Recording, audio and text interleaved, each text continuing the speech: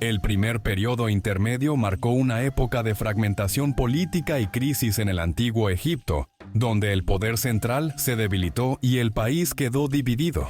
Sin embargo, esta etapa de incertidumbre llegaría a su fin con la reunificación del territorio bajo el liderazgo de Mentuhotep II, dando inicio a una de las eras más fascinantes de la historia egipcia, el Imperio Medio. Este periodo se destacó por la expansión territorial, un renacimiento cultural sin precedentes y el fortalecimiento de la administración central. Pero, como suele ocurrir en la historia, la estabilidad no duraría para siempre. Con el tiempo, Egipto enfrentaría nuevos desafíos que desencadenarían el segundo periodo intermedio y la llegada de los misteriosos Hyksos. ¿Qué provocó estos cambios? ¿Cómo impactaron en el destino de una de las civilizaciones más grandes de la historia? Acompáñanos a explorar este fascinante capítulo del Antiguo Egipto. Primero, el Imperio Medio, 2050 a 2650 a.C. Renacimiento y estabilidad. El Imperio Medio representa uno de los periodos más destacados de la historia del Antiguo Egipto, caracterizado por un renacimiento político, cultural y económico, tras la inestabilidad del primer periodo intermedio. Este nuevo capítulo comenzó con la figura clave de Mentuhotep II, quien logró reunificar el país bajo su mando y estableció la dinastía 11. Su victoria no solo restauró el poder del faraón, sino que también sentó las bases para una era de estabilidad y prosperidad que definiría al Imperio Medio. Uno de los pilares de este periodo fue la consolidación del Estado. Mentuhotep II y sus sucesores trabajaron para fortalecer la administración central, creando una burocracia más eficiente que permitió una mejor gestión de los recursos y el territorio. Además, se llevaron a cabo importantes expansiones militares, especialmente hacia el sur, en la región de Nubia, donde se establecieron fortalezas para proteger las fronteras y asegurar el control de las rutas comerciales y los recursos naturales, como el oro y otros minerales preciosos. En el ámbito cultural, el Imperio Medio experimentó un verdadero florecimiento. La literatura egipcia alcanzó nuevas alturas con obras que reflejaban los valores, las preocupaciones y las aspiraciones de la sociedad.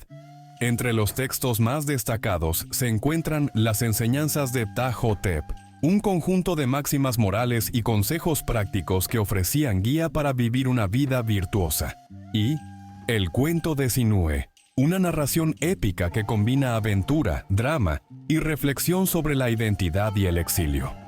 Estas obras no solo son testimonio de la riqueza intelectual de la época, sino que también han perdurado como clásicos de la literatura antigua. El arte y la arquitectura también alcanzaron niveles de sofisticación sin precedentes.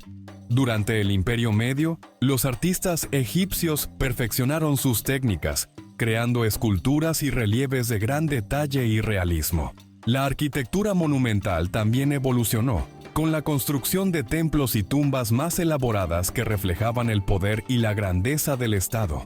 Un ejemplo notable es el complejo funerario de Mentuhotep II en Deir el-Bahari, que combina elementos tradicionales con innovaciones arquitectónicas que influirían en las construcciones posteriores. Sin embargo, a pesar de estos logros, el Imperio Medio no estuvo exento de desafíos. Con el tiempo, el poder central comenzó a debilitarse nuevamente, y las tensiones internas, junto con las amenazas externas, prepararon el terreno para el segundo período intermedio. El segundo período intermedio. La invasión de los Hyksos.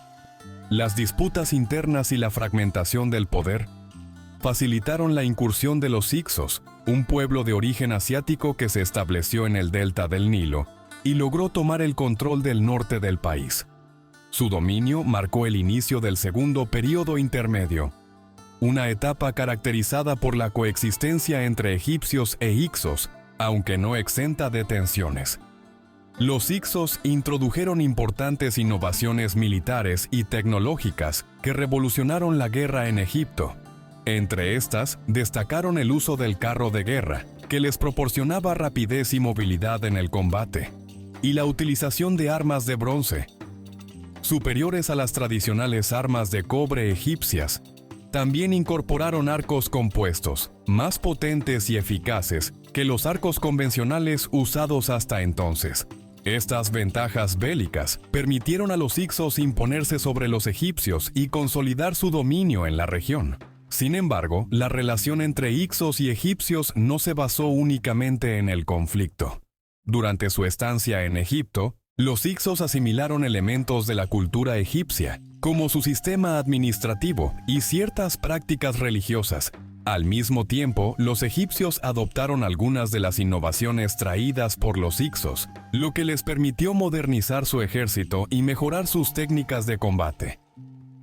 Esta influencia resultó crucial en el proceso de reunificación de Egipto. Finalmente, los príncipes de Tebas, liderados por Seqenenrata'a y sus sucesores, iniciaron una campaña de resistencia contra los hicsos. Ahmose I, considerado el fundador del Imperio Nuevo, logró expulsarlos definitivamente y reunificar el país, marcando el comienzo de una nueva era de esplendor para Egipto. La experiencia con los hicsos no solo fortaleció la identidad egipcia, sino que también impulsó importantes avances militares que serían clave en la expansión del Imperio Nuevo. Su victoria no solo marcó el fin del dominio extranjero, sino que también fortaleció la autoridad del faraón y el poder centralizado, evitando que el país volviera a caer en la fragmentación política que había facilitado la invasión anterior. Aprendiendo de la experiencia con los hicsos, los egipcios modernizaron su ejército y adoptaron permanentemente las innovaciones militares introducidas por sus antiguos invasores. Egipto dejó de ser un reino vulnerable para convertirse en una de las mayores potencias de la época. Esta superioridad militar le permitió emprender una serie de campañas expansionistas en Asia y Nubia, asegurando recursos estratégicos como oro, madera y caballos, además de consolidar rutas comerciales esenciales para su economía. Durante el Imperio Nuevo, faraones como Hatshepsut, Tutmosis y Ramsés II llevaron a Egipto a su apogeo, estableciendo un vasto territorio que se extendía desde el Levante hasta el norte de Sudán. La influencia egipcia se hizo sentir en toda la región, tanto en el ámbito militar como en el cultural. Además, la estabilidad lograda permitió el florecimiento de la arquitectura monumental, como los templos de Karnak, Luxor y Abu Simbel, símbolos del esplendor y la grandeza egipcia. A pesar de su fuerza, Egipto no pudo evitar nuevas amenazas extranjeras en los siglos posteriores.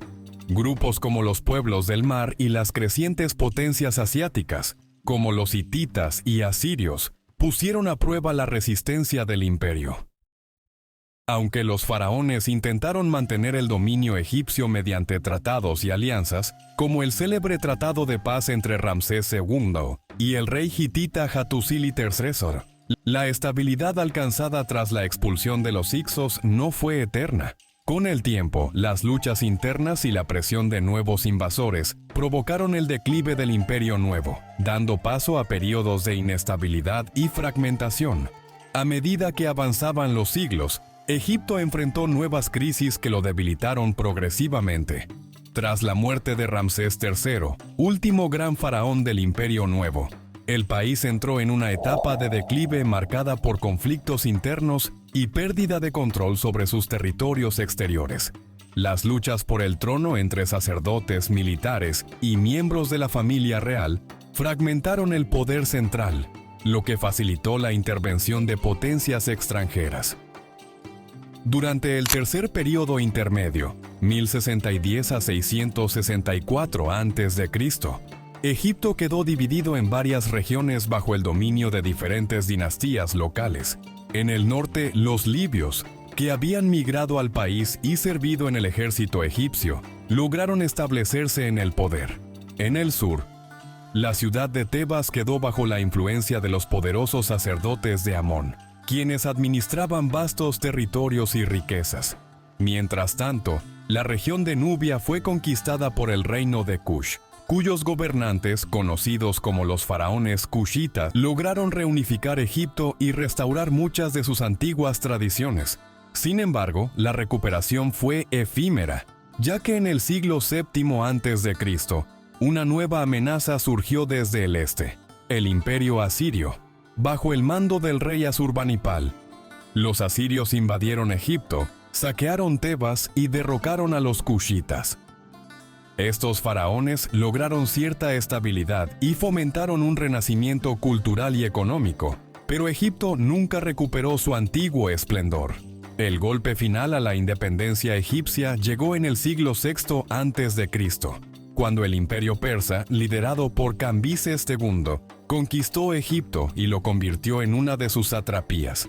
Aunque hubo intentos de rebelión, la supremacía extranjera se mantuvo durante siglos, primero bajo los persas, luego bajo los griegos tras la conquista de Alejandro Magno en el 332 a.C., y finalmente bajo los romanos en el 30 a.C., cuando Egipto pasó a ser una provincia del Imperio Romano tras la muerte de Cleopatra VII. A pesar de su declive político, la cultura egipcia continuó ejerciendo una gran influencia en el mundo antiguo. Sus conocimientos en arquitectura, religión y escritura perduraron durante siglos y dejaron una profunda huella en civilizaciones posteriores. Y hasta aquí llegamos con este increíble viaje por la historia de Egipto. Si te gustó el video, no olvides dejar tu like, suscribirte y activar la campanita para no perderte ningún nuevo contenido. Déjame tu opinión en los comentarios. ¿Qué te pareció la influencia de los Hicsos en Egipto? Nos vemos en el próximo video.